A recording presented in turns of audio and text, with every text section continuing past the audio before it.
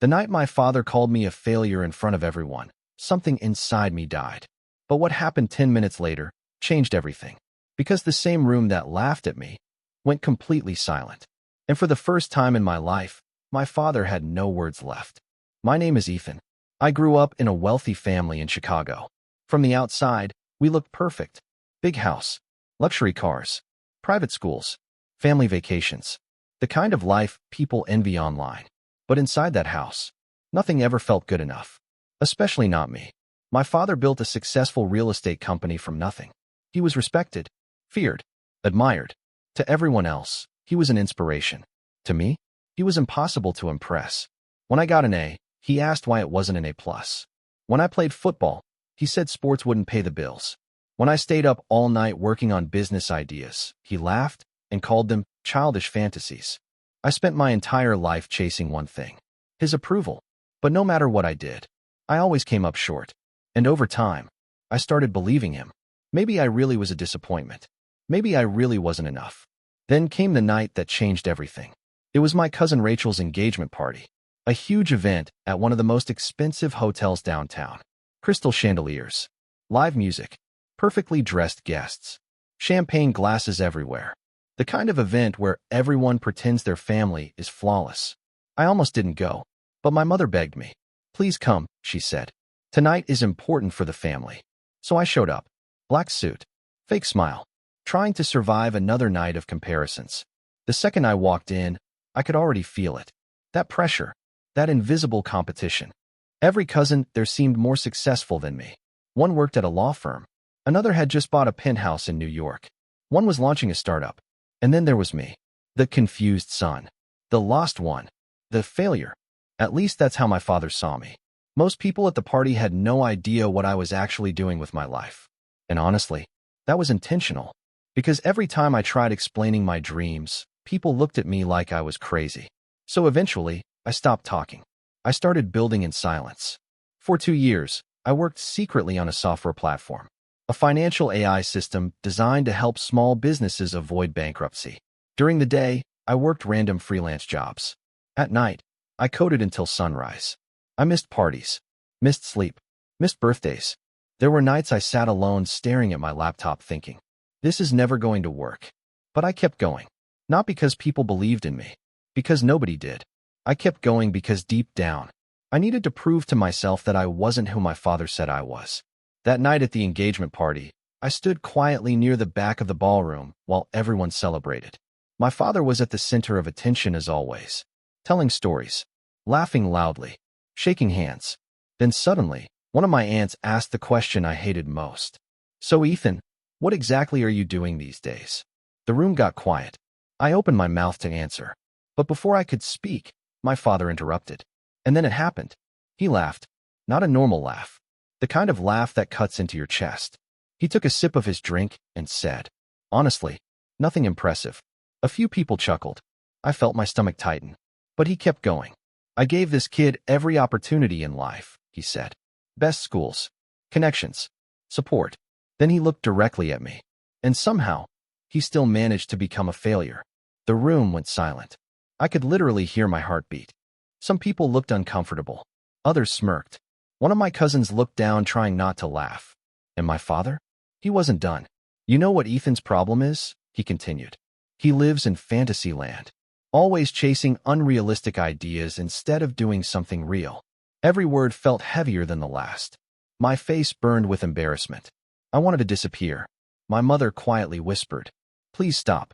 But my father ignored her. No, he said. Maybe hearing the truth publicly will finally wake him up. That sentence shattered me. Because deep down, part of me still wanted him to believe in me. And in that moment, I realized something painful. He never would. I slowly stepped away from the crowd, trying to hold myself together, trying not to break down in front of everyone. Then suddenly, something unexpected happened. The ballroom doors opened. 3 men in dark suits walked inside. Behind them was the hotel manager himself. Everyone turned to look.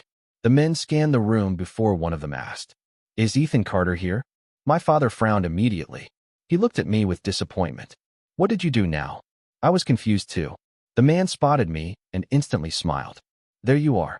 He walked toward me and extended his hand. Mr. Carter, I'm Daniel Reeves from Altrex Capital. My entire body froze because I knew exactly who they were. Altrex Capital was one of the biggest tech investment firms in the country. The man handed me a folder. Then he said the sentence that changed everything. We reviewed your platform this morning. The room became completely silent. And then he smiled. Congratulations. We're officially offering you a $12 million partnership. Nobody moved. Nobody spoke. It felt like time stopped. My father stared at him like he misheard the number. 12 million. Daniel nodded. Your son built one of the most innovative financial protection systems we've seen in years. People in the room started whispering. My cousins looked shocked. One uncle literally choked on his drink. But the craziest part? My father's face. I had never seen him speechless before. Not once in my entire life. Daniel continued speaking. We've already tested Ethan's software with several businesses. The results were incredible. Then he looked at me. Frankly, we believe this could change the industry. My father turned slowly toward me. Confused. Stunned. Almost scared. You built this? He asked quietly. I nodded. The room that mocked me 10 minutes earlier was now staring at me like I was someone completely different. But honestly, the money wasn't the best part. The success wasn't the best part. The best part was finally realizing something. I was never a failure. I had just been surrounded by people who couldn't see my vision. My father stepped closer. For the first time in years, his voice softened. Why didn't you tell me? I looked him directly in the eyes. Then I said the one thing I had carried in my heart for years. Because every time I tried, you made me feel stupid. That hit him hard. I could see it. The guilt, the regret, the realization. And suddenly, all those years flashed through my mind. The nights I worked alone, the rejection emails, the self-doubt, the anxiety, the moments I almost quit. Nobody saw those moments. Nobody clapped for the sacrifices. People only celebrate the success. They never see the pain behind it. My father looked around the room. Everyone was watching him now. And for once, he wasn't the most powerful person there. His voice cracked slightly. I was wrong about you. That sentence healed something inside me. Not completely. Some wounds don't disappear overnight. But hearing those words from the man whose approval I chased my whole life, it mattered. A lot. The rest of the night felt unreal. Relatives who ignored me suddenly wanted to talk. People who laughed earlier were now congratulating me. One cousin pulled me aside and said, Bro, why didn't you tell us you were building something this huge? I smiled. Because the truth was simple. Nobody listens when you're struggling. They only listen after you win. That's how the world works. But later that night, something happened I'll never forget. After the party ended, I walked outside to get some air. The city lights reflected off the wet streets. The cold wind hit my face. And then I heard footsteps behind me. It was my father. For a moment, neither of us spoke.